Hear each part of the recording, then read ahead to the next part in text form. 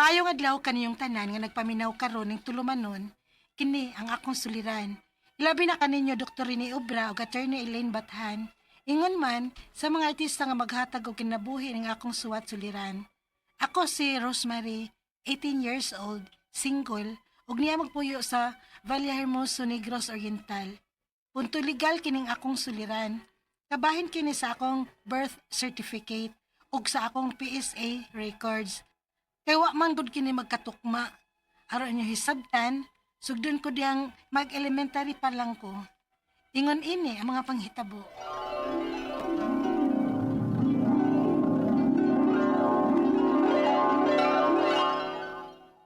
Ay, Rosemary, pangandam na kay magpa-enroll ta. Yay! Mas call na gyud ko! Di magkat sa school ha. Ang eskwelahan dili playground day. Maong dili magduwa dito. Magtuon. Di gid ay pwede magduwa, ma. Oo, naaman mo'y panahon sa duwa. Sa recess og ting paniud to. Pero ayaw na pagduwa uy kay panington ka. Unya mahugaw pag yung uniform nimo. Manimaho pag yung kang adlaw inigpauli nimo. Ay, dili di ita pwede kaduwa. Mato ka sa eskwelahan aron magtuon. Dili magduwa, Rosemary. Okay, mama. Sige na, ta na. Magpa-enroll na ta.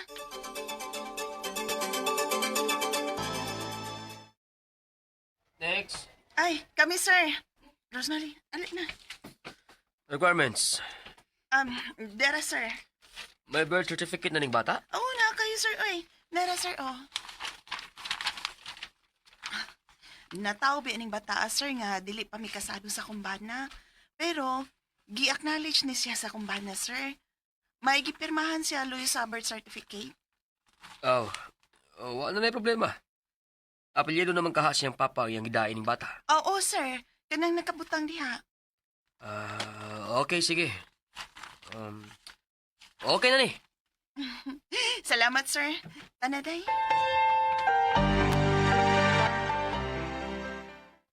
Enroll na akong bibi. Kailan ko tagag bibi, papa? Kay mas school na baya ko, mauwaw ko. Agoy, nagtinaga naman ng anak na to, Los. Saan man, na-enroll lang di siya? Oo, humana, oy, ganina. Oo, may enroll. Nya, may gipangayo nga requirements. Siyempre, doon naman yun na, uy. Labi na ang birth certificate sa bata. Oo niya, okay na to yung birth certificate. Now, wa pa ba yata magkasal dihang natawo kini si Rosemary? Idawat mas maestro, edi okay na siguro to. O, mayo hinuon. Eskwela ka na gidi ay, Rosemary. Oh, papa. Okay, excited na kay ko nga musugod ng klase, papa.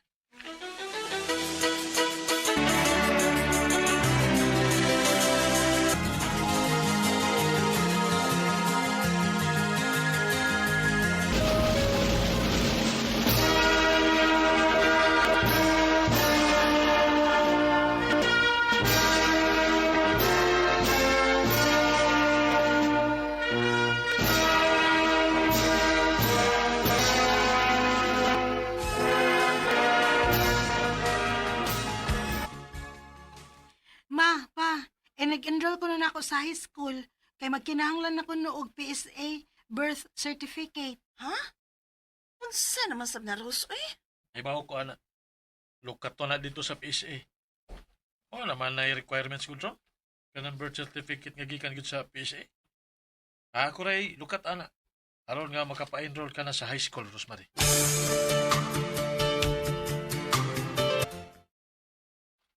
Ay, pagkadali sa panahon.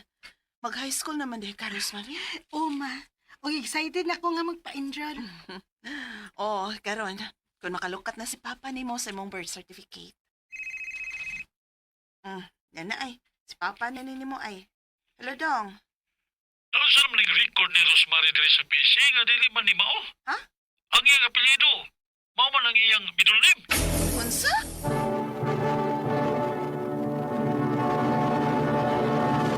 Recorded by X Thunder Gaming. Wagay ko kalibutan kung giunsang pagkaunsaa nga nga akong apelyido sa akong record sa PSA, mauman ang middle name. Hasta sad sila si mama, naglibog sad ko na unsa. Kay sure man sila si papa, nga gitarong nila og fill up ang akong live birth pagkatao nako. Og ni pirma ang akong papa pag acknowledge nako nga iya gyud kong anak. Unya, Giyon sa ba na niya pagsuwat dito? Ngang ako namang hinuong apelyido ang ilang gimiddle name sa pangan ni Rosemary. Na, ambot yun anak kung nganong naingon anak na, uy, dili ko kapaday ng eskwela ma. eskwela, uy. May ato ning sa Naunsa din ang akong birth certificate ma. ang apelyido lagi nimo. Mao ang akong apelyido. O ang apelyedong papa nimo, mao na hinoy nahimong middle name na Baylo. Ha? Aw ka na lang naiswa yung hatag dito sa imong maestra, Ros. Kayo saon? Mo naman naghatag sa PC sa paglukat nako. Nya, dawaton ka ni sa akong teacher pa. Yung saon na ka na may gihatag sa taga PSA. O gipangayuan man kakaana sa imong maestra. O di ka na lang ihatag.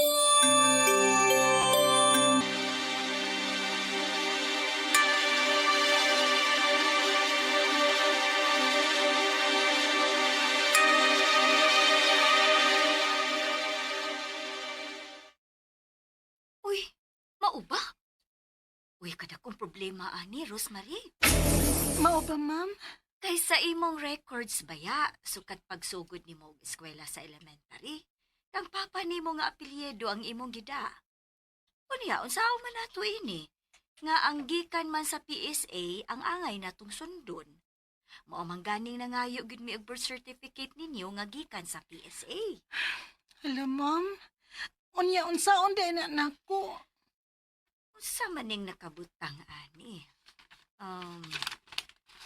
Legitimated of subsequent marriage of parents on December 27, 2008. Unsa man na siya, ma'am? Isuway ko nun ninyo adto sa PSAB o baka sa munisipyo aron nga magayran mo sa inyong angayng buhaton. Nya, unsaon man na, ma'am? Ipausab na? Sus, dako ara magastos pagpausab aning apelyido. Kay kasuhon pa man ni. Unsa?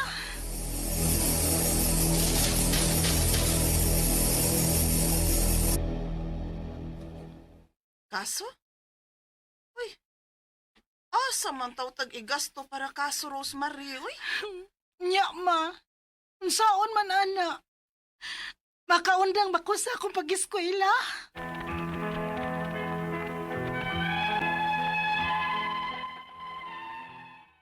Nagsige pa ko og eskwela, pero nahadlok ko kung dili ko makagraduate karon sa senior high tungod ning akong apelyido. Ang akong mga pangutana mao kining mosunod. Unang pangutana, okay ra ba nga magdako sa apelyido sa akong papa bisag dili pakasal sila si mama pagkatao na ako? Kay ni pirma man sa likod sa akong birth akong papa nga gi-acknowledge ko niya. Ikaduhang pangutana, pag high school na nako, gipangayuan mi sa among maestra og PSA birth certificate. Apan ang resulta, kay ang akong apelyido sa akong papa, mao naman hinuon ang nahimong middle name. Nga naman kadi ay ni. Dako ba ning problema, ha? Ikatulong pangutana, unsa man say buti pasabot aning nakabutang nga legitimated of subsequent marriage of parents on December 27, 2008. Ikaupat nga pangutana, unsa may akong buhaton nga mo graduate na baya ako sa senior high school? Pwede ba ko nga mag-promissory una ko sa dili pa ko kapausab sa akong apelyido? Ikalima og katapusang pangutana, kung magpausab ko sa akong apelyido, asa man ko moduol og pila man sad ang manggasto? Kung dili ni mapausab inig-abot sa panahon nga motrabaho nako, magka-problema ba ko inig-process nako sa mga benefits? Palihog, tabangi og tambagi ko. Kini ang akong suliran, Rosemary. Maayong adlaw mga suking tigpaminaw kini si Attorney Elaine Bathan og ako today ang mohatag ninyo og tambag tubag solusyon kalinawan sa inyong mga pangutanag mga problemang may punto legal.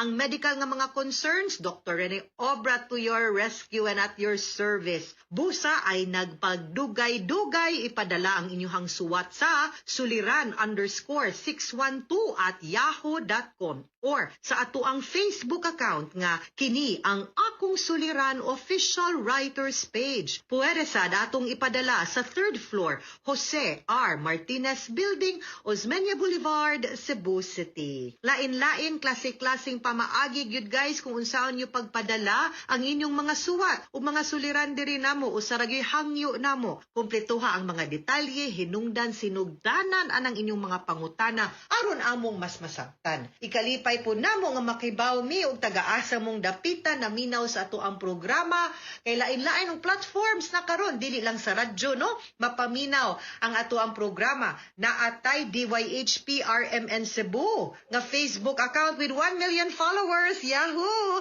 og naabot ta YouTube channel mao na ay namo pagdugay hay padagyod na kay para makibaw pod mi og taga-asa mo no thank you sa tanan nga mo nagpadayon og pagpaminaw sa ato ang programa. Ug di man ganinyo mapaminaw live na ag YouTube ug Facebook ha.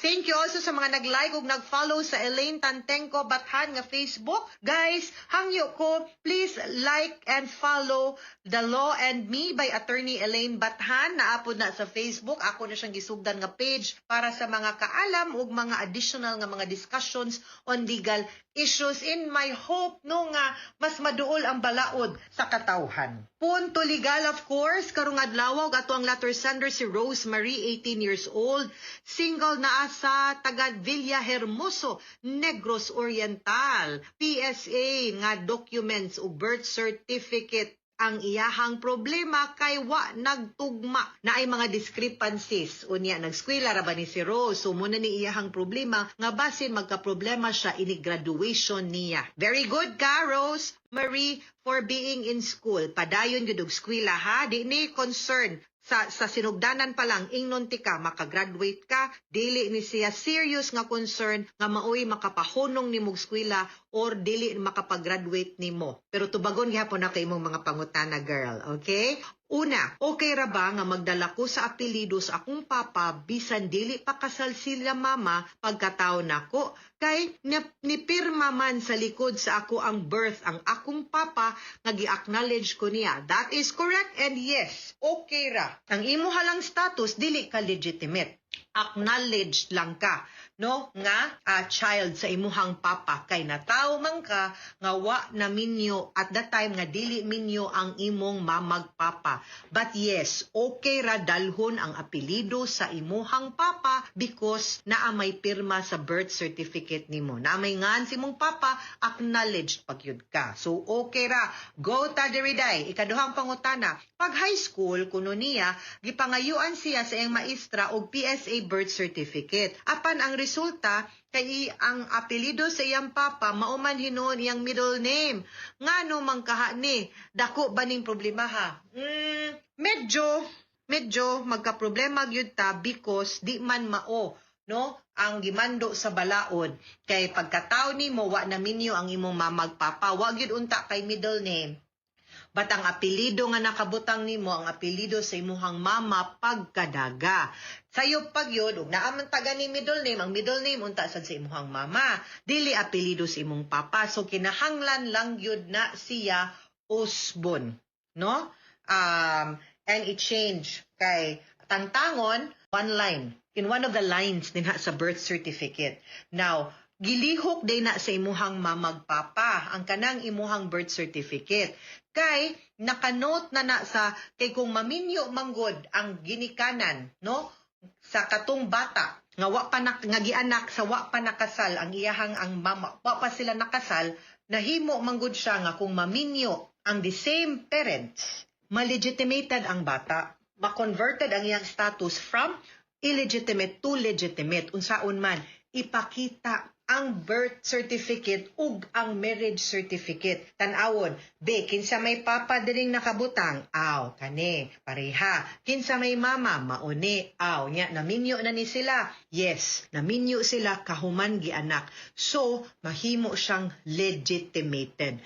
Did went through it just it just explains ang pasabot anak day Rosemary nga giprocess days imuhang mamagpapa ang imuhang birth certificate ug ilahang gihimo ka nga legitimate child nila kay gikasal man sila. Ikaupat nga pangutana unsa may akong buhaton nga mo graduate na baya ko sa senior high school. Pwede ba ko mag-promissory sa dili ko pa mapausab ang akong apelido. Dili naman gud na nimo usbon ang imong apelido. Naka-note na siya nga legitimated ka, sakto na gyud na ang imong apelido sa imong papa ang dalhon. Ang problema nato diri dapat ma-erase to ang middle name nimo nga maoy apelido sa imong papa. Maura gyud na. Igo ra gyud ka mo adto didto. Di ko sure og musugot ba silag promissory. Makagraduate ka pero ang kanang papel sa imong transcript of records ang sundon ang imong birth certificate. Kung di ka gusto nga naay problema, dalian na naglihok. Kung naamang gani na narehistro sa Villahermoso, adtua lang dito ang local civil registrar day, dali ramang kaayo na pagpadala lang og birth certificate sa imong papa, birth certificate sa imong mama, imong birth certificate ug ang ilang marriage certificate. Mausab ra gyud na dayon. Ay lang nag-unya-unya i-priority lang gyud na. No, dali ra gyud kaayo na. Ikalima og katapusang pangutana, kung mapausab ko sa akong apelido, asa man ko moduol ug pila man sad ang magasto. Kung dili ni mapausab inig abot sa panahon mo trabaho ko, maproblema ba ko aning process na kog sa mga benefits? Dili man, pero ang sundon gyud ug unsay naa sa imong PSA. So usbag gyud na ang imuhang PSA. And dali ra kayo na ako nang gisulti nimo ug unsay mga requirements nga imong kinahanglan andamon, pag photocopy na lang pud siguro og valid IDs nila, nya dalha na didto sa local civil registrar ug asa na rehistro ang imong birth certificate. Dali ra kaayo na. That is the only way, kay ang PSA manggod ang sundon sa eskwelahan. Ang PSA sad ang sundon sa mga legal nga documents. Ug di na nimo usbon, mao gyud na imo gawa sa imuhang SSS, sa imuhang passport, sa imuhang driver's license, puhon, 18 na baya ka. So better nga imuhan na lang ng lihokon. Kausang lihok, wa nay hassle for the rest of your life. Okay? Mga sukintig paminaw, hinaot unta nga namoy nakutlo na pagtulunan karong adlaw kini si Attorney Elaine Bathan. Daghan kayong salamat sa inyong pagpaminaw sa atong tulumanon hangtod sa sunod nga sugilanon dinhi gapon sa tuang programa kini ang akong suliran gikan sa RMN Production Center, Radyo Mo Nationwide. Tataka remen, daghang salamat, maayong adlaw o Viva Pit Senyor!